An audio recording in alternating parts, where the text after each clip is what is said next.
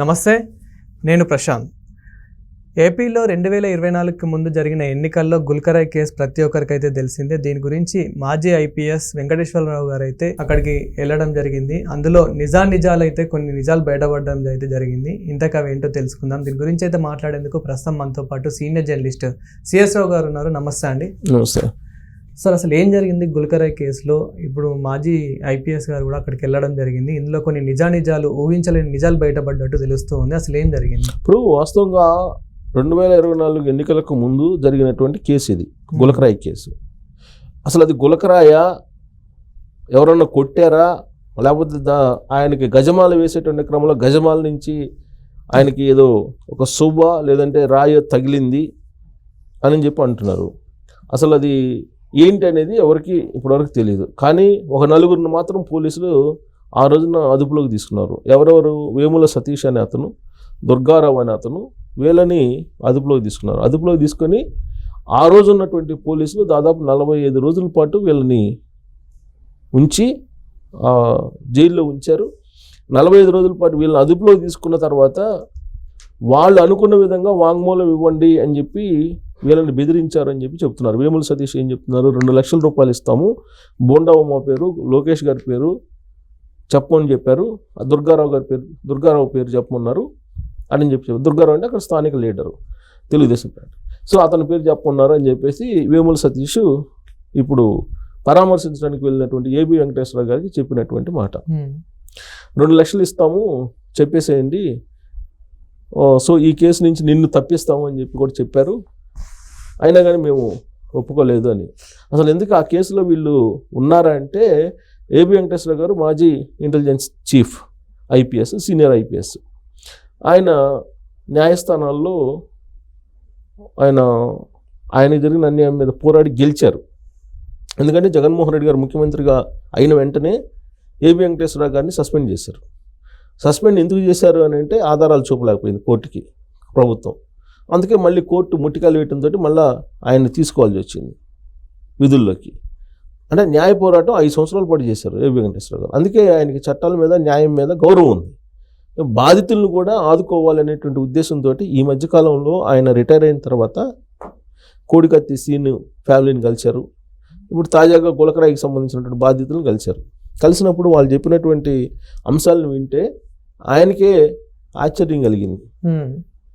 ఏంటంటే అసలు వాళ్ళకి అసలు ఏమీ తెలియదంట. వాళ్ళకి తెలిసిందల్లా ఏంటంటే, అక్కడ వైఎస్ఆర్ కాంగ్రెస్ పార్టీకి సంబంధించిన లీడరు 200 రూపాయలు డబ్బులు ఇస్తానంటే ఆ రోజు ఆ కార్యక్రమానికి హాజరయ్యారు, వెళ్ళారు,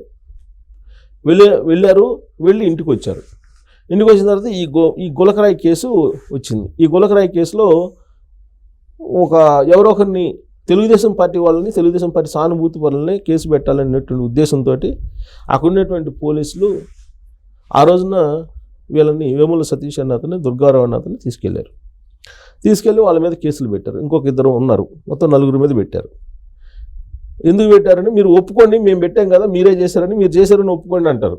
మీరు ఒప్పుకుంటే 2 లక్షల రూపాయలు ఇస్తాము, మీ కేసు లేకుండా చేస్తాము అని చెప్పేసి చెబితే వాళ్ళు మేము చెప్పము అని చెప్పేసి అడ్డం జరిగారు. ఇప్పుడు కూడా అదే చెబుతున్నారు.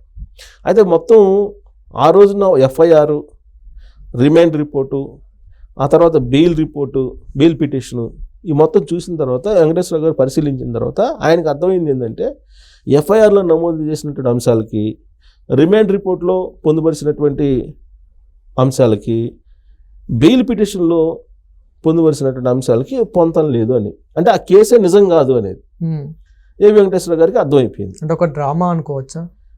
ఏబి వెంకటేశ్వర గారు అదే చెప్తున్నారు. అది మొత్తం స్టడీ చేసిన తర్వాత ఇది ఒక డ్రామా అని.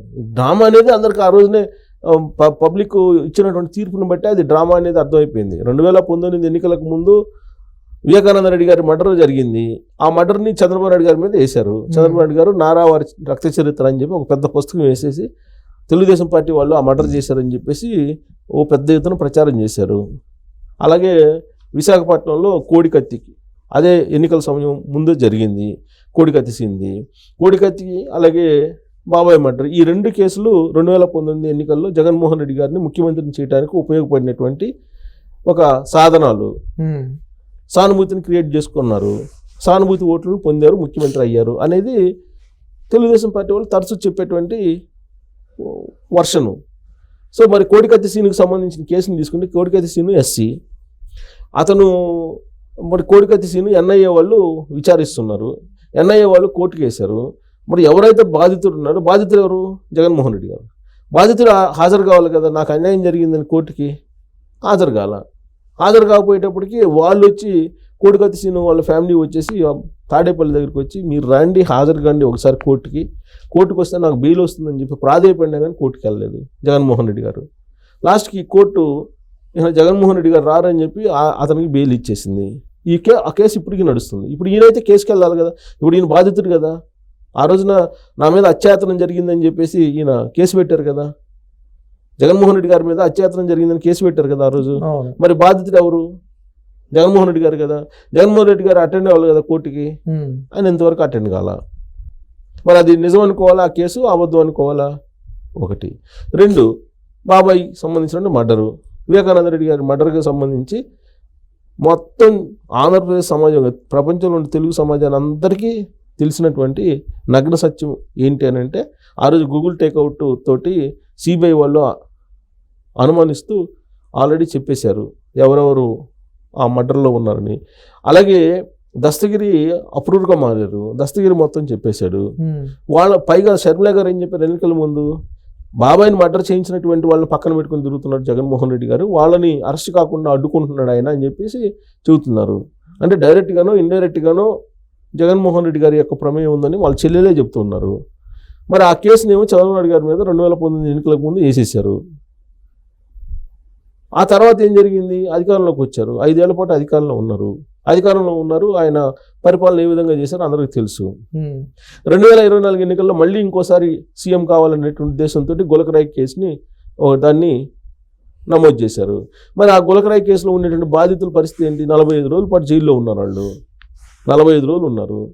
పోలీసులు ఏమో 3rd డిగ్రీ ప్రయోగించారని చెప్పి వాళ్ళు నిన్న వెంకటేశ్వర గారు వెళ్ళినప్పుడు చెప్పినటువంటి మాట.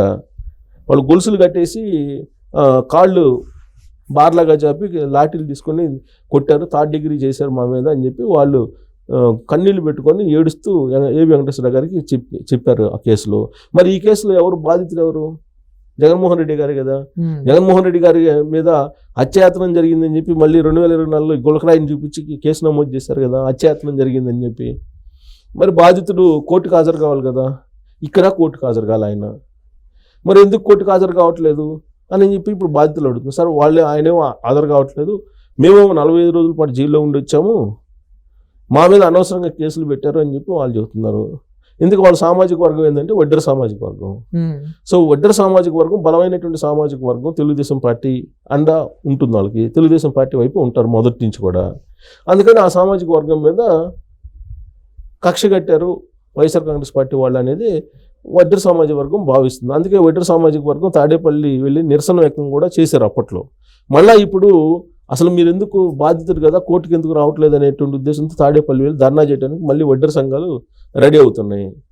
ఇప్పుడు ఏబి వెంకటేశ్వర గారు వెళ్ళి అసలు మొత్తం ఆ కేసు పూర్వపరాలన్నీ స్టడీ చేశారు. స్టడీ చేసిన తర్వాత ఇది ఫేక్ కేసు అని చెప్పి ఆయన కూడా ఒక ఒపీనియన్కి వచ్చేసారు. ఈ నేపథ్యంలో వడ్డెర సంఘాలన్నీ కూడా, వడ్డెర సంఘాల నేతలు కూడా ఈ కేసుకు సంబంధించి అన్యాయంగా పెట్టినటువంటి కేసు, తమ సామాజిక వర్గానికి సంబంధించినటువంటి యువకులు ఇప్పటికీ కూడా, అతను వేముల సతీష్ అన్న అతను ఇప్పుడు కూడా నడవలేకపోతున్నాడు. ఆ స్థాయిలో వాళ్ళు అతని మీద 3rd డిగ్రీ ప్రయోగించారు. సో దాంతో వడ్డెర సామాజిక వర్గానికి సంబంధించిన నేతలు తాడేపల్లి వెళ్ళి ధర్నాలు చేయడానికి మళ్ళీ పిలుపునిచ్చేటువంటి ప్రయత్నం చేస్తున్నారు వాళ్ళు. ఇప్పుడు ఆ కేసు మళ్ళీ ఇప్పుడు గులకరాయి అది అత్యాయత్నం కేసు కింద నమోదు చేశారు.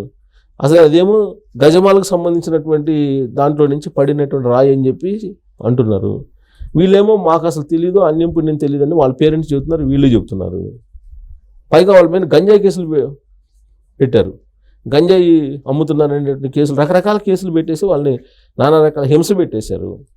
ఆ రోజున వాళ్ళనే కాదు, రాష్ట్రంలో చాలామంది మీద కేసులు పెట్టారు, చాలామంది మీద అనేక రకాల కేసులు పెట్టి నానా రకాలుగా ఇబ్బంది పెట్టారు. దాని ఫలితమే 2024లో 11 స్థానాలకు పరిమితమయ్యారు ఆయన. సరే 5 దిగిపోయారు. మరి ఇప్పుడు కేసులు, ఈ కేసులు అయితే ఇప్పుడు వచ్చిన ప్రభుత్వం అయినా సరే ఈ కేసు ఫేక్ కేసు అని చెప్పి కొట్టేయాలి కదా. ఈ ప్రభుత్వం కొట్టేయాలి, ఆ కేసులు పట్టించుకోవట్లా. దాంతో ఏబి వెంకటేశ్వరరావు గారు నేనున్నాను అని చెప్పి వాళ్ళకి ధైర్యం చెప్పేసి మీకు న్యాయం జరుగుతుందని చెప్పి ఆయన ధైర్యం చెప్పేసి వచ్చారు.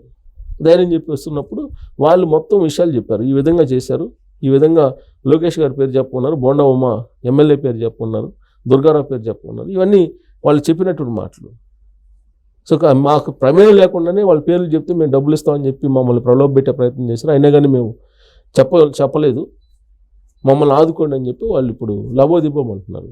సో వడ్డెర సంఘాలు ఇప్పుడు తాడేపల్లికి రేపు మాపు వెళ్ళి ధర్నాలు చేసేటువంటి పరిస్థితి కూడా నెలకొంది. Thank you sir.